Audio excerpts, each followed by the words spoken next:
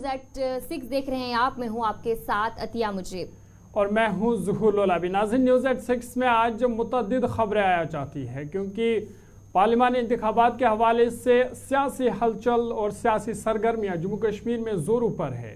और वहीं डॉक्टर फारूक अब्दुल्ला का बड़ा बयान आज सामने आया है और उन्होंने कहा कि अगर पार्लिमानी इंतखाबात के हवाले से तैयारियाँ जारी है, असम्बली इंतखाबात में ताख़ीर को क्यों, इस हवाले से भी हम बात करेंगे। और आज जम्मू में भी बड़े पैमाने पर सियासी हलचल देखने को मिली, जहाँ पे बीजेपी ने एक मुहिम का आगाज़ किया और उन्होंने कहा कि वो विकसित भारत संकल्प यात्रा के हवाले से तमाम लोगों के घर घर जाएंगे और वहाँ से लोगों से राय लेंगे और वो राय बाज़ाब्ता तौर पर वज़ीर-ए-आज़म नरेंद्र मोदी तक पहुँचाएंगे। उस हवाले से भी हम बात करेंगे, लेकिन न्यूज़@6 की शुरुआत आज बड़ी खबर के साथ करेंगे।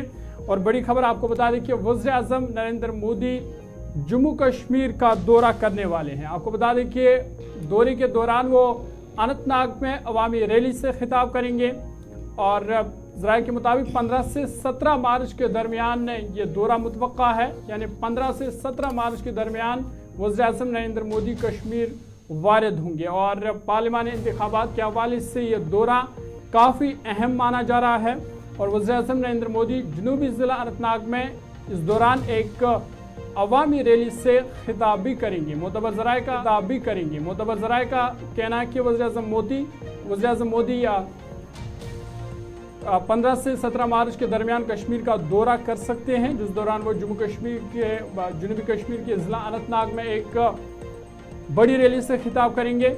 और इस हवाले से बीजेपी रहनुमाओं का कहना था कि पार्टी की कश्मीर यूनिट ने वज़ीर-ए-आज़म पर जोर दिया कि वो श्रीनगर में भी एक रैली से खिताब करे, ताहम इस पर अभी तक कोई हतमी फैसला नहीं हुआ है कि क्या वो श्रीनगर का भी दौरा करेंगे, क्या वो वहाँ भी अवामी लोगों से खिताब करेंगे। इस हवाले से अभी तक कोई कंफर्मेशन नहीं हुई है। वहीं आपको बता दें कि 20 फरवरी को वज़ीर-ए-आज़म नरेंद्र मोदी जम्मू का उन्होंने दौरा किया, जहाँ पे मौलाना आज़ाद स्टेडियम में उन्होंने लोगों से खिताब किया। और 20 फरवरी के बाद अगर देखा जाए तो ये दूसरा दौरा होगा वज़ीर-ए-आज़म नरेंद्र मोदी का जम्मू कश्मीर में, जहाँ पे अनंतनाग में वो अवामी रैली से खिताब करेंगे। और इंतखाबात के हवाले से ये दौरा काफ़ी अहमियत का हामिल है। इस पर मज़ीद बातचीत करेंगे। एग्जीक्यूटिव एडिटर इशफाक गवाहर हमारे साथ है। इशफाक, बहुत शुक्रिया ज्वाइन करने के लिए। किस तरह से आप इस दौरे को देख रहे हैं, क्योंकि 20 फरवरी के बाद हम देख रहे हैं कि ये दूसरा दौरा होगा वज़ीर-ए-आज़म नरेंद्र मोदी का। एक तो ये बताइए कि क्या पार्टी की जानिब से, पार्टी ज़राए की जानिब से क्या इसकी कोई कंफर्मेशन या तस्दीक हुई है, और पार्लिमानी इंतखाबात के हवाले से ये दौरा कितना अहम है और इससे बीजेपी को कितना फ़ायदा होगा?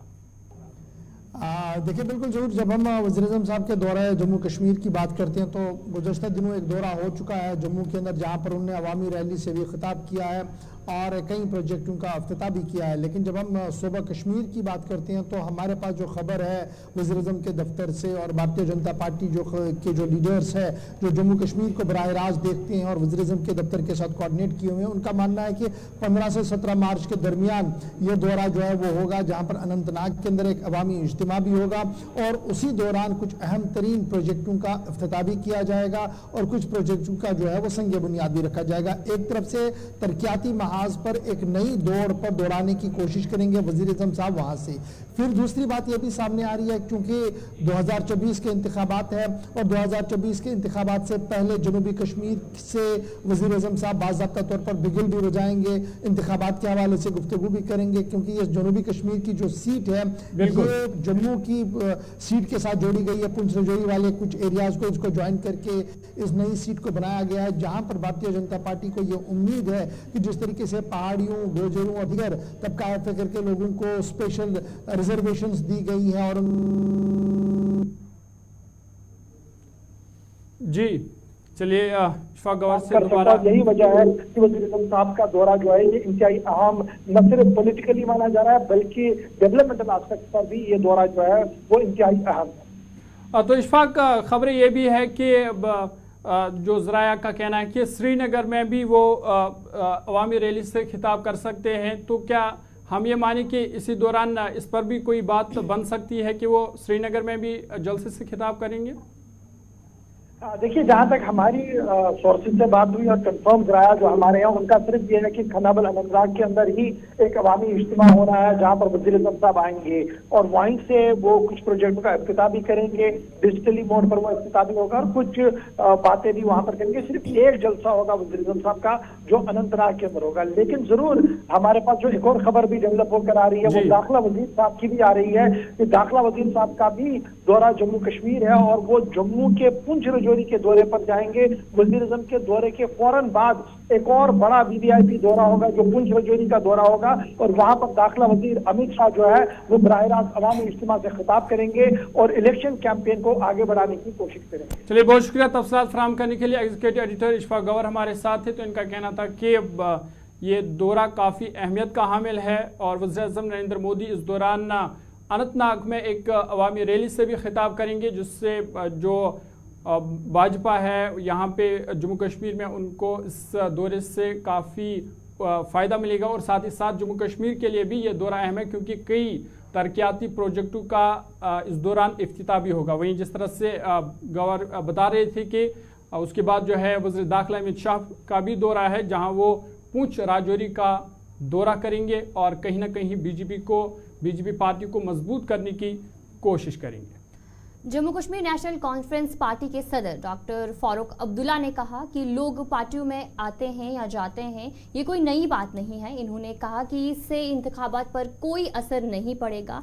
इंडिया इत्तेहाद के हवाले से बात करते हुए फारूक अब्दुल्ला ने कहा कि नेशनल कॉन्फ्रेंस की बात की जाए।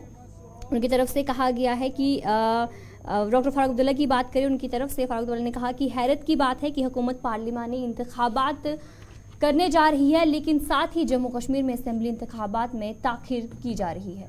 बिल्कुल, Jammu Kashmir national conference party के सदर डॉक्टर फारूक अब्दुल्ला ने कहा कि इंडिया इत्तेहाद के हवाले से उन्होंने बात करते हुए बताया कि नेशनल कॉन्फ्रेंस इंडिया इत्तेहाद के साथ मिलकर इंतखाबात लड़ेगी क्योंकि इंडिया इत्तेहाद को मजबूत करना ज़रूरी है। फारूक अब्दुल्ला ने कहा कि इस हवाले से इंडिया इत्तेहाद के साथ उमर अब्दुल्ला की बातचीत जारी है और इस हवाले से जल्द ही फैसला मुतवक्का है। उन्होंने हैरत का इजहार करते हुए कहा कि पार्लिमानी इंतखाबात के हवाले से तैयारियां की जा रही है, ताहम क्या वजह है कि असेंबली इंतखाबात में ताखीर की जा रही है। डॉक्टर फजल ने मजीद क्या कुछ कहा, आपको सुनवाते हैं। लोग आएंगे और जाएंगे, ये कोई नई बात है नहीं। कुछ आएंगे बीजेपी में, कुछ जाएंगे बीजेपी से। इलेक्शन में होता है, मगर ये कहना कि इसका असर हम पे पड़ेगा, हम पे असर नहीं पड़ेगा। हमें अपना इलेक्शन लड़ना है, अपने बलबूते पे लड़ना है। इसमें क्या फर्क, हमने पहले भी लड़ा है, आज भी लड़ेंगे। इसमें कोई शक नहीं है कि हमने कांग्रेस के साथ माहिदा करना है, इसमें कोई शक नहीं है। उमर साहब उनसे बात कर रहे हैं, मेरे ख्याल से कुछ दिनों में ये फैसला हो जाएगा और हम लोग इकट्ठे लड़ेंगे। इंडिया जो एक ग्रुप बना हुआ है उसको मजबूत करना बहुत ज़रूरी है और अगर हम मजबूत नहीं करेंगे तो हम खुद अपने वतन को मुसीबत में डालने वाले हैं। कोई बड़ी बात नहीं है, लोगों तक है। क्या लोग चाहते हैं उन लोगों के साथ जिन्होंने हमारा सब कुछ लूट लिया, तशख़्ख़ुस लूट लिया? खुदा जाने आगे क्या करेंगे, क्या पता। इससे खबरदार रहिए। जैसे उमर साहब भी बात कर रहे हैं कि अगर इस तरह के इलेक्शन हो रहे थे, हमारे असेंबली इलेक्शंस में असेंबली इलेक्शन भी होंगे इंशाल्लाह। हम तो चाहते हैं कि जल्दी हो। वैसे उमर साहब ने भी अभी बयान दिया है, अफसोस इसी बात का है कि पार्लियामेंट्री इलेक्शन लड़ सकते हैं, स्टेट इलेक्शन क्यों नहीं लड़ सकते, क्या वजह है?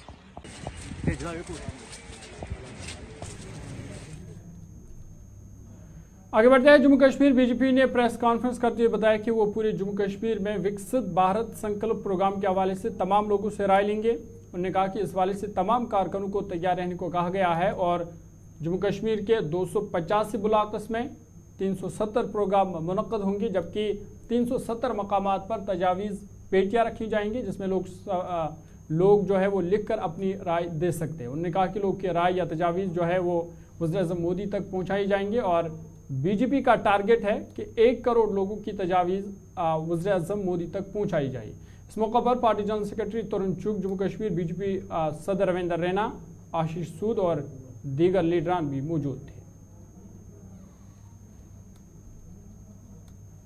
370 स्थानों पर जम्मू कश्मीर के अंदर संकल्प पेटियां रखकर जनता से सुझाव भी मांगे।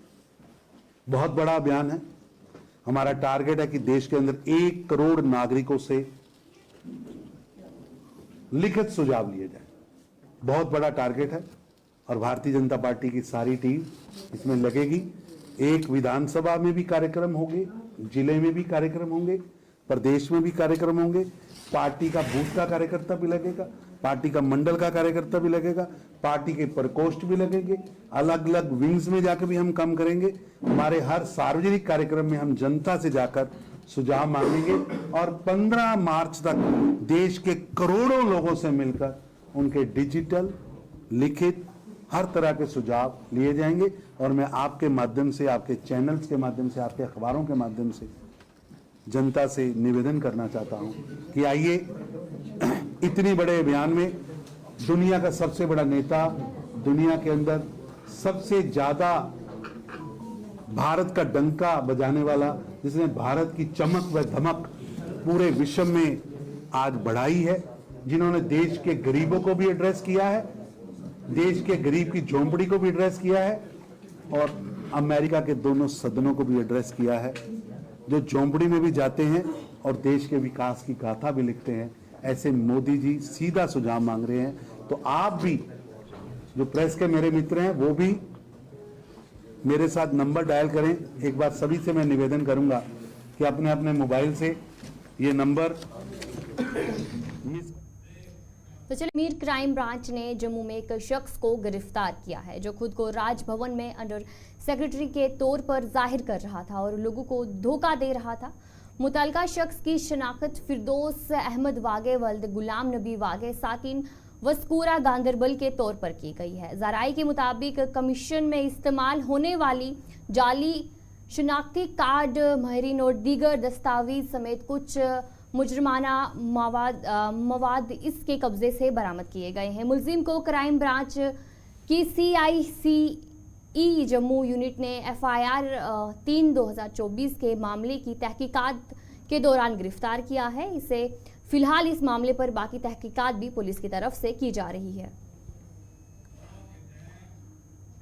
आगे बढ़ते हैं। जिला पूंछ में कई अरसे से ARTO पूंछ की आसामी खाली है, जिसको लेकर ट्रांसपोर्टर सख्त परेशान है। वहीं ARTO पूंछ की अदम दस्तयाबी को लेकर जिला पूंछ समेत तहसील मंडी के ट्रांसपोर्टर्स में भी सख्त तशवीश पाई जा रही है।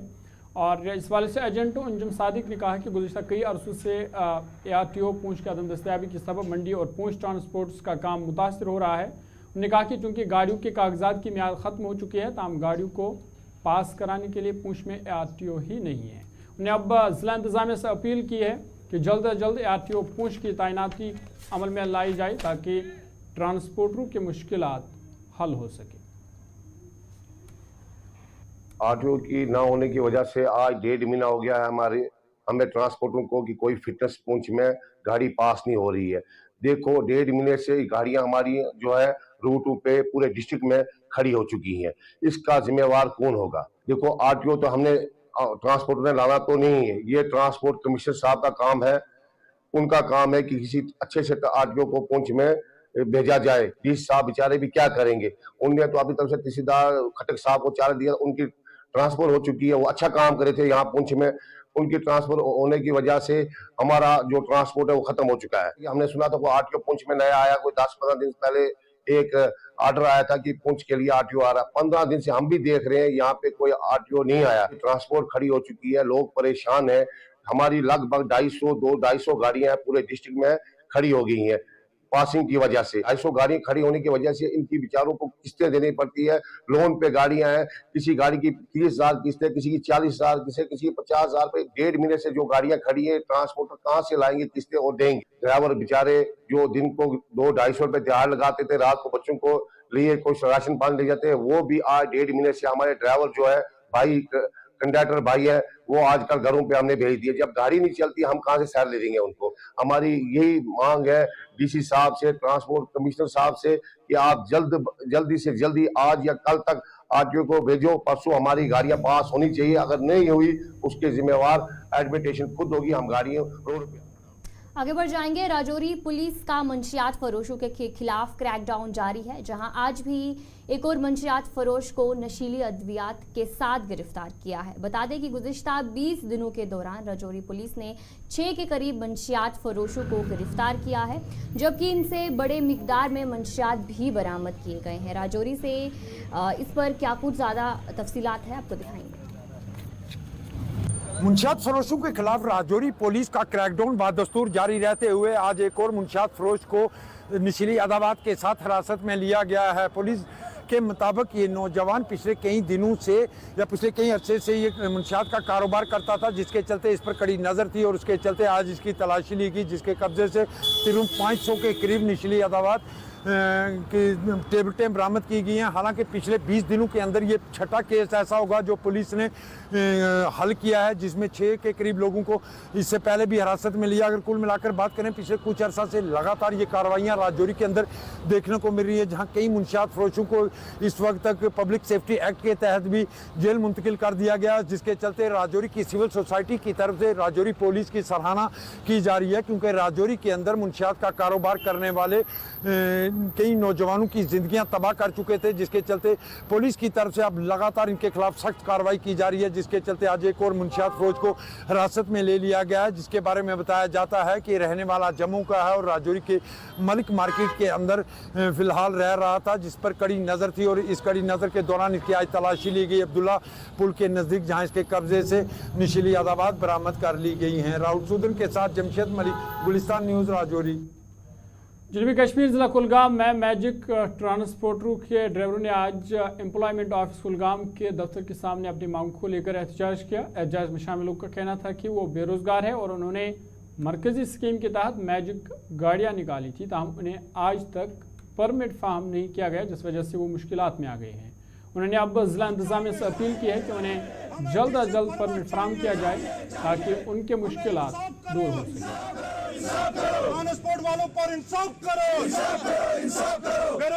ड्राइवर तबके इंसान पोर्मुत लिखमित सारी नौजवान यमो करे मुमकिन स्कीम मुतलिक करे यमो लाज तो यम 15 किलोमीटर परमिट दिवान 15 किलोमीटर परमिटस पे हेकान कहीं रोजगार कमायत अस खतर गो ठीक यमो हसा नौजवान करे यमो अवेयर अत मो यमो करे ठीक कदम तुजा यमो मगर ठान डिस्ट्रिक्ट परमिट अगर कंपनी डिस्ट्रिक्ट परमिट सोटमुत डी सी साहबन कोर्मुत एक्सेप्ट अस क्या वन ये RTO साहब दिवान 15 किलोमीटर अमुक सोन मकसद तो मुद्दा कि सारान ARTO साहबस पन डिस्ट्रिक्ट परमिट ऑनली यथ हदूदस मज यमो सारान टोटल डिस्ट्रिक्ट परमिट तिकाज पन्निस डिस्ट्रिक्टस कुलगाम डिस्ट्रिक्ट टोटल पन डिस्ट्रिक्ट सारान